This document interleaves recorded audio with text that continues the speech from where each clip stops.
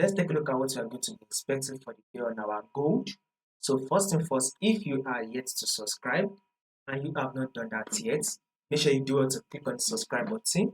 Make sure you like, share, make your comments, and also follow the Telegram channel to stay updated.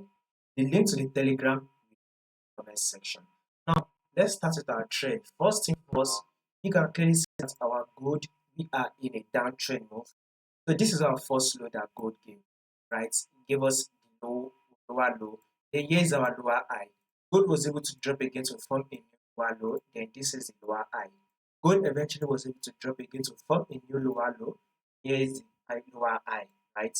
Gold then was able to drop again to form a lower low. Then here comes the lower high, which is an equal lower high, right? So this is the previous lower high level. So this here is now an equal lower high. So we will be expecting gold to actually drop again to give us another sell. So whatever you would want to be doing on your gold, looking for your sell setup. So going once you see the sell setup, going for the sell. So a bearish move for the day is what we'll be expecting on gold. More updates will be covered for you guys. So subscribe and follow the Telegram. We'll find a link to the Telegram in the comment section.